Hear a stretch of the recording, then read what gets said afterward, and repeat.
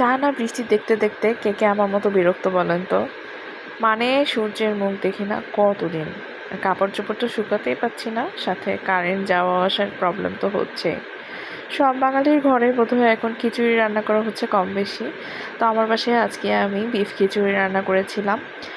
Beef খিচুড়িটা একটু ঝাল ঝাল করে করেছিলাম। আর অনেক দিন ধরে আমার বাসায় বিফ খিচুড়ি রান্না করা হয় না। তো অনেক দিন পর আসলে খিচুড়ি রান্না করেছিলাম, খেতে খুব মজা হয়েছিল। আর ডিম পোস্ট দিয়ে আর পটল ভাজা দিয়ে খেয়েছি। দেন বৃষ্টি বাদল উপেক্ষা করে আমরা দুই বোন আজকে একটু বের হয়েছিলাম কিছু কেনাকাটা করতে। তো আমাদের কেনাকাটা বলতে কেনাকাটার থেকে খাওয়া দাওয়াই বেশি হয় আসলে। এই তো বের হতে না হতে আমাদের ক্ষুধা লেগে যায়। দেন চলে গেলাম একটু সিপিতে।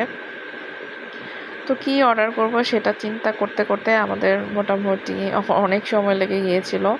তো ভেবে চিন্তে চিকেন ফ্রাই আর হচ্ছে চিকেন বল অর্ডার করেছিলাম।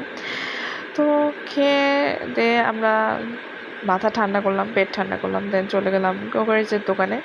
সামনে যেহেতু কোরবানির ঈদ, স্টেক তো খাওয়াই হয়। ভাবলাম একটা গ্রিল প্যান কিনবো, গ্রিল প্যান কেনার ইচ্ছা ছিল। আর বড় একটা হাঁড়ি কেনার ইচ্ছা ছিল ননস্টিকের। বাট হাঁড়ির যা ওয়েট, আমার মানে এই বৃষ্টির মধ্যে ক্যারি করার সাহস হলো না। আর গ্রিল প্যান তো খুঁজেই পেলাম না, 3-4টা দোকান খুঁজেছি, আশেপাশে পেলাম না। মনটা একটু খারাপ হয়ে গেছিলো। দেন মন ভালো করার জন্য টেস্টি ট্রিটে গিয়েছিলাম পেস্ট্রি খাওয়ার জন্য। দেন ভিজে ভিজে বাসায় এসেছি।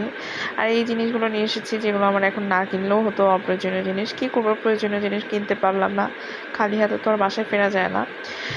তো সুমাইয়া চা বানিয়ে চায়ের কাপটা উদ্বোধন করেছে আর বলল, আপনি একটু ফ্রেঞ্চ ফ্রাই বানা আমার জন্য।